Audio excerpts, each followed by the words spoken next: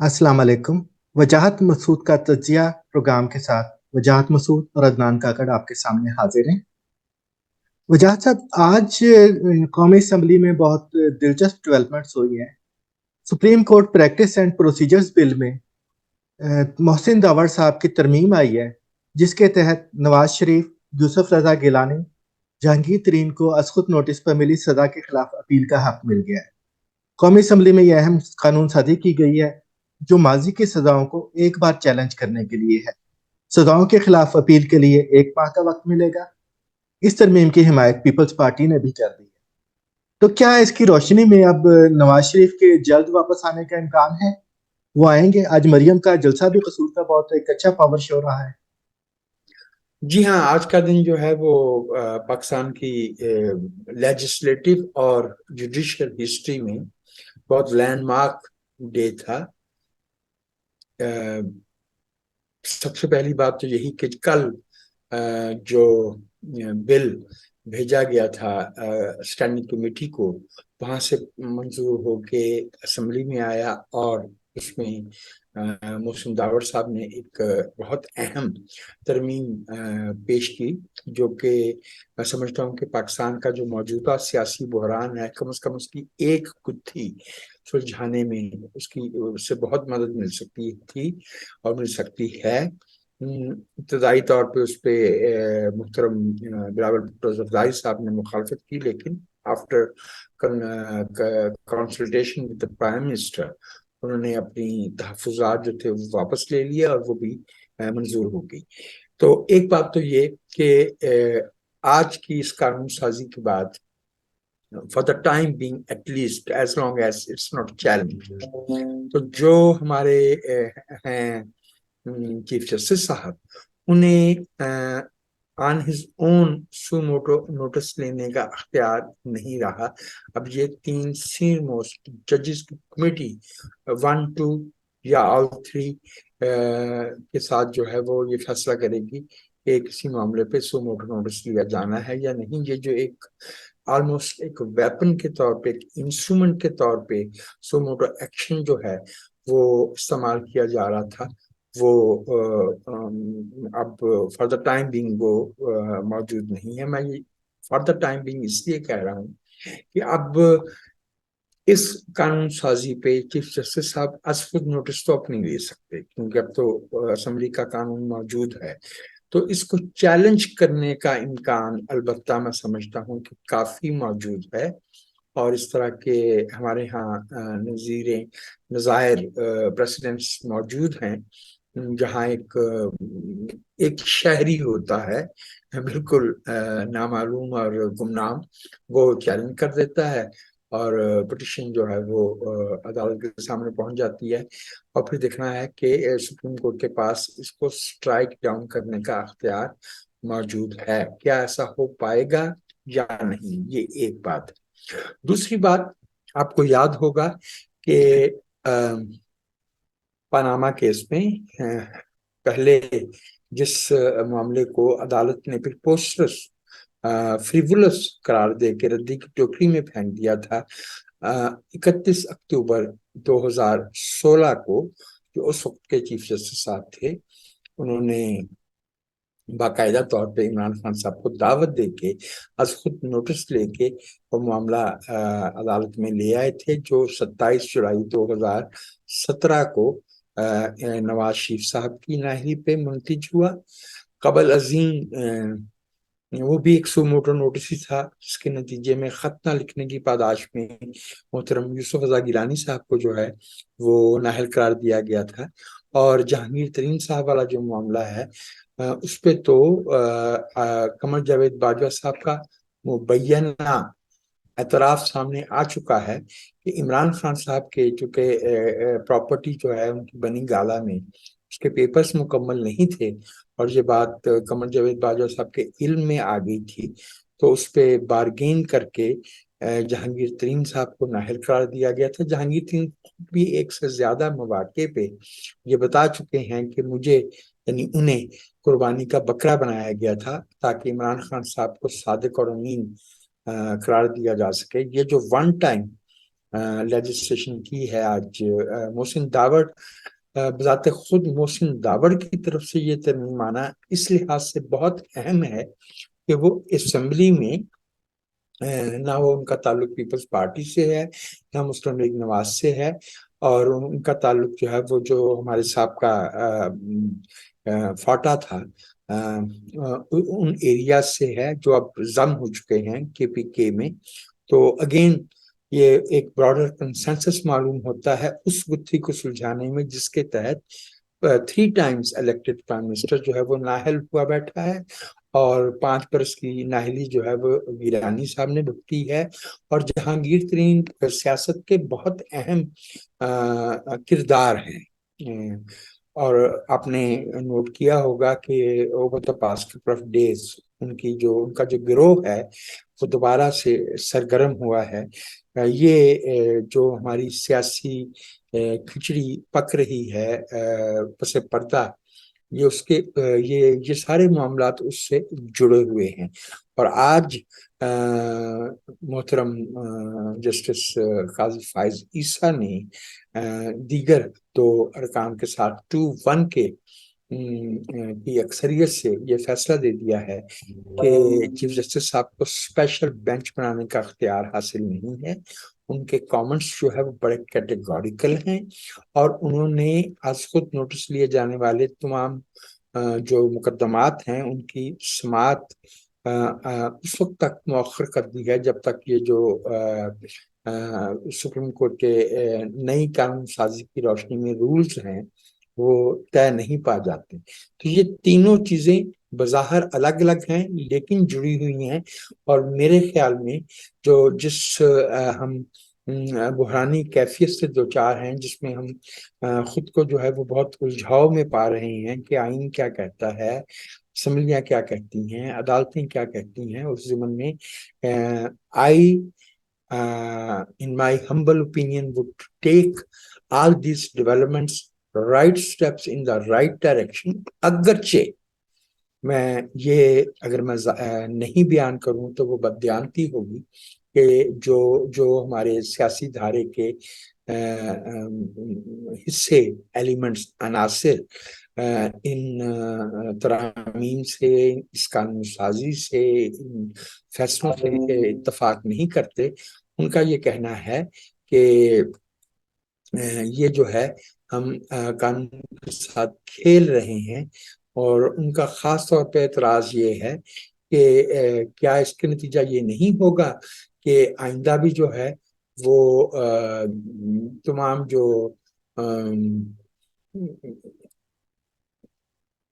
انتخابات ہیں انہیں اس طرح کے بہانوں سے کہ جی فلاں نے آروز دینے سے انکار کر دیا ہے، فلاں نے فنڈز دینے سے انکار کر دیا ہے، فلاں نے سیکیورٹی دینے سے انکار کر دیا ہے، تو ان کو غیر معینہ مدت کے لیے مؤخر کیا جا سکے گا انتخابات کو، وہ عوام کو ان کے حق حکمرانی سے محروم کرنے کی ایک کھڑکی کھل گئی ہے. جب یہ رائے مجھ تک پہنچی تو میں نے اپنی رائے دیتے ہوئے کہا تھا کہ دیز آر ایکسٹراآرڈنری سرکمسٹانسز. میں نہیں سمجھتا کہ جو ہمارا سیاسی ارتقاء ہے وہ اب اس کو ہم واپس لے کے جا سکتے ہیں 99 میں یا 85 میں یا اس سے پہلے، جب انتخابات غیر معینہ مدت کے لیے یا بہت طویل عرصے کے لیے ملتوی کر دیے جاتے تھے. ایٹ دا مومنٹ ہمارے ملک میں بڑا وائبرنٹ پولیٹیکل ماحول ہے. انتخابات کو جو ہے وہ ایک خاص مدت سے آگے جو ہے مؤخر کرنا ممکن نہیں ہوگا. لیکن یہ جو آج کے اقدامات ہیں یہ اس لیے بہت ضروری تھے کہ ہم نے بہت کھلی ناانصافی کی ہے 2017 میں اور پھر جولائی 2018 کے انتخابات میں. تو یہ اب ان خرابیوں کو دور کرنے کی یا ان کے نتیجے میں جو پیچیدگیاں پیدا ہوئی ہیں انہیں حل کرنے کی طرف ہم بڑھ رہے ہیں. وجاہت صاحب پچھلے کچھ 7-8 برس سے یہ ہو رہا تھا کہ مسلم لیگ جو نواز ہے وہ اس کے خلاف یک طرفہ کارروائیاں نظر آ رہی تھی، وہ چپ چاپ لیکن مار کھا رہی تھی. قومی اسمبلی کے آئینی طور پر محفوظ قرار دیے گئے فلور پہ بھی وہ بات نہیں کر رہی تھی. اچانک ادھر یہ سرگرمیاں نظر آنے لگ گئی ہیں، ان کو فلور کا آئینی تحفظ یاد آ گیا ہے، بہت بولڈ تقاریر کر رہے ہیں. कहीं इलेक्शन मोड तो नहीं है? आज जो मरियम का जलसा है गुज़िश्ता जलसों के मुकाबले में काफ़ी वाइब्रेंट था, बड़ा था वो। क्या ये उसका इम्पैक्ट है? ये इलेक्शन जल्द नहीं होने जा रहे हैं? देखिए, इंतखाबात तो जितनी जल्दी होंगे वो कौम के लिए बेहतर है। कीपिंग इन माइंड के मुल्क इस वक्त बहुत बहुत ही एग्जिस्टेंशियल फाइनेंशियल क्राइसिस से गुजर रहा है। ये 20 अरब 50 अरब का मामला नहीं है जो इंतखाबात के लिए दरकार है। मेरा इशारा जो है वो IMF के साथ जो स्टाफ लेवल अग्रीमेंट है उसमें मुसलसल जो ताखीर हो रही है। आज अगर मैं गलती नहीं करता तो हमारे प्राइम मिनिस्टर साहब जो है वो कतर के एम्बेसडर साहब से उन्होंने मुलाकात की है। यकीनी तौर पे उसके उसके पीछे जो है वो हमारी यही मुआशी मामलात हैं। इंतखाबात उसी सूरत में मुमकिन हो सकेंगे जब कम अज कम हमें अपने मुल्क की फाइनेंशियल वायबिलिटी नजर आना शुरू हो जाए। मैं नहीं समझता कि ये 2-4 दिन का मामला है, लेकिन सिमल्टेनियसली मैं ये भी समझता हूँ कि इसे महीनों और सालों तक एक्सटेंड नहीं किया जा सकता। हर सूरत देखना पड़ेगा। I have trust in the political wisdom of our political class. भले उनका ताल्लुक PTI से हो या पीपल्स पार्टी से हो या मुस्लिम लीग नवाज से हो, at the end of the day सबसे ज्यादा अहमियत तो मुल्की मुफाद को है ना। तो मुल्की मुफाद इस बात का तकाजा करता है कि मुल्क के अंदर एक मुस्तहकम मुंतखब और चूंकि हमने फेयर और गैर जानबदार इंतखाबात का हशर देख देख रखा है। हमने कम से कम 12 इंतखाबात 1970 से आनवर्ड देखे हैं और कोई एक भी ऐसा नहीं है जिसे मुकम्मल तौर पर शफाफ कहा जा सके। तो मैं एहतियातन यही कहूंगा कि कम से कम इतने शफाफ तो हों कि अवाम जो है वो उन्हें खुले ज़मीर के साथ कबूल कर सके। पोलिंग बूथ पे होने वाली रिगिंग और चीज होती है।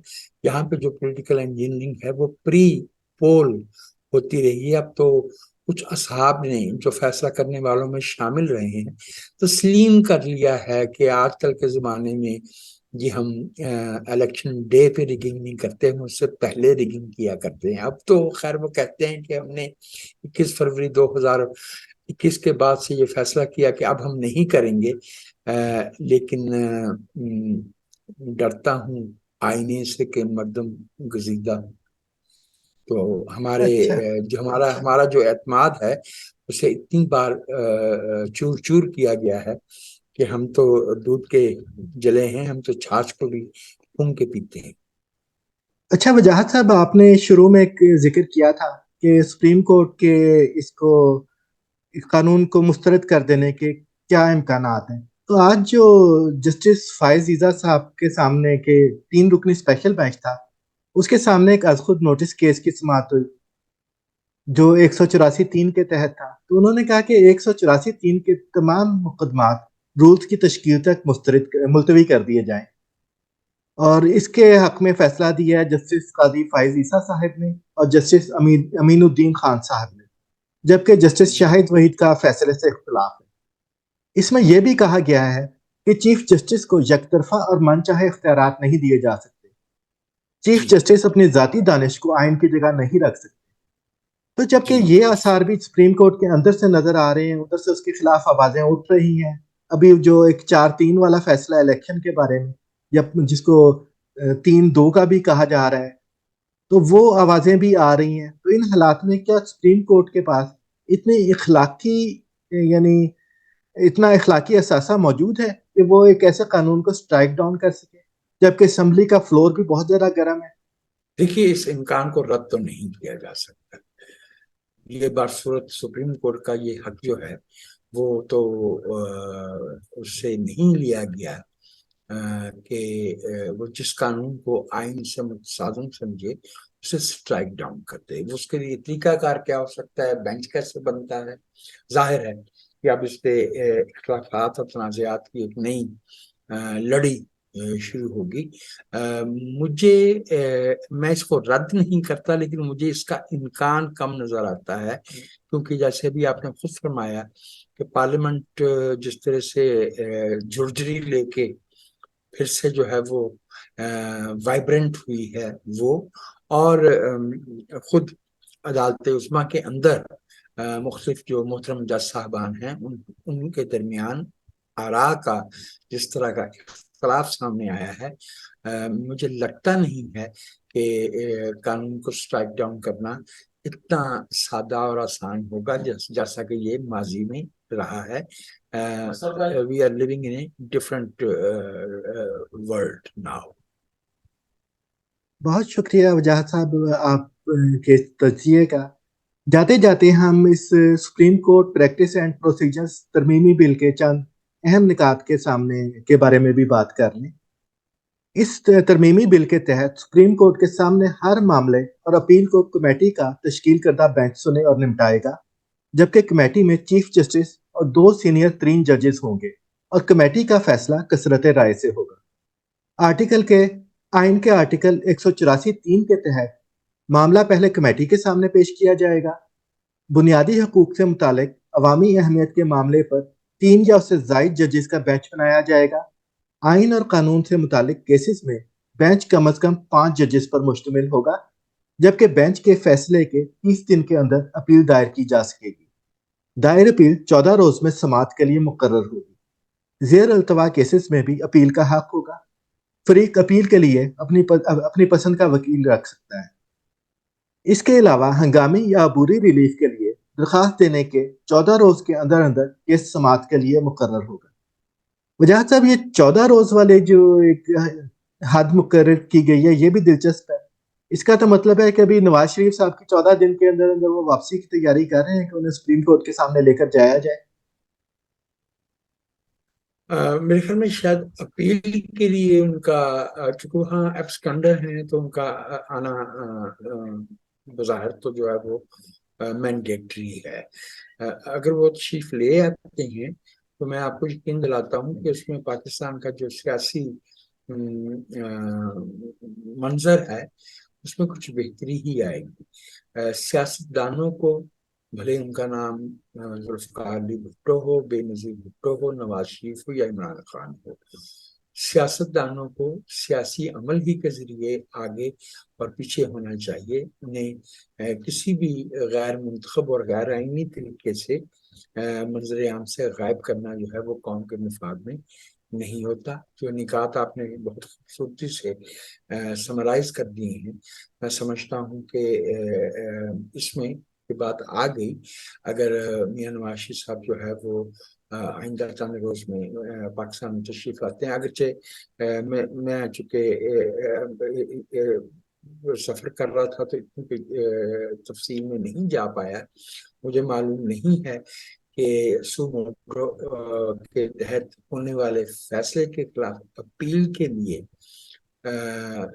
محترم نواز شریف صاحب کا ان پرسن حاضر ہونا ضروری ہے یا نہیں. اپیرنٹلی پراما فشائے ایبسکنڈر کا جو ہے وہ اپنے آپ کو سرنڈر کرنا ضروری ہوتا ہے. So let's see how things take place. کیا باہر آتا ہے اس میں، لیکن میں اس پہ بالکل واضح نہیں ہوں، لیکن میری زیادہ رائے اس سمن میں اس طرف ہے کہ انہیں چونکہ خود کو سرنڈر کرنا ہوگا کورٹ کے سامنے، تو we can expect his return in the next few days. اچھا جناب، ابھی تو یہ بل ہے نا، یہ قومی اسمبلی سے منظور ہوا ہے، ابھی یہ سینٹ میں جائے گا.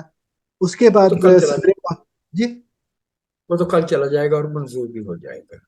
چلیں، کل وہ منظور ہو گیا ہوگا. اس کے بعد صدر محترم کے پاس جائے گا، جو کہ میرا خیال ہے کہ 2 ہفتے تک اس کو اپنے پاس رکھیں گے.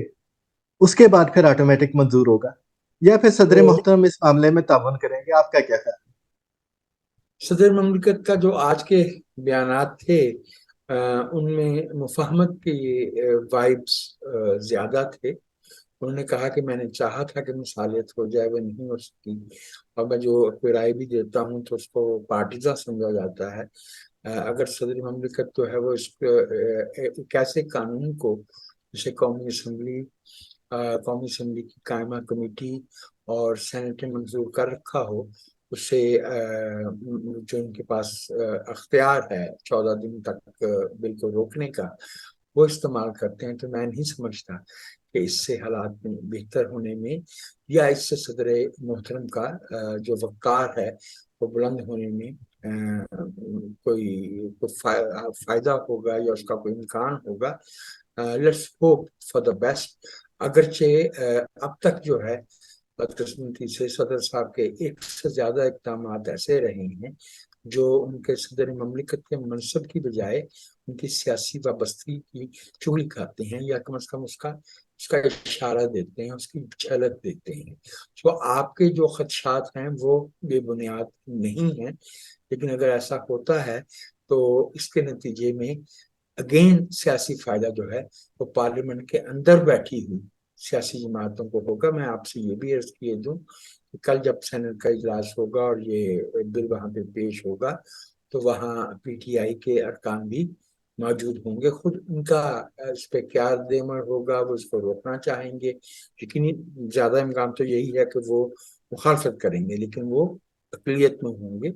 لیٹس سی کہ اس سے کیا نتائج برآمد ہوتے ہیں. لیکن صدر صاحب اگر یہ راستہ اختیار کرتے ہیں 14 دن تک اس بل کو اسینٹ دینے کا میں رکاوٹ کا, تو میں نہیں سمجھتا کہ اس سے کو بہت اچھا پیغام جائے گا اندرونی ملک بھی اور بیرونی ملک بھی. بہت شکریہ وجاہت صاحب ہمیں اپنے ان معاملات کے بارے میں اپنا تجزیہ دینے کا, اپنی رائے پیش کرنے کا. بہت شکریہ. ناظرین, آپ ادھر کوئی سوال کرنا چاہیں اس پروگرام کے بارے میں, اگلے پروگرام کے بارے میں, ہمیں کمنٹس میں لکھ کر بھیجیں اس ویڈیو کے, ہم ان کا جواب دینے کی کوشش کریں گے. بہت شکریہ اور خدا حافظ.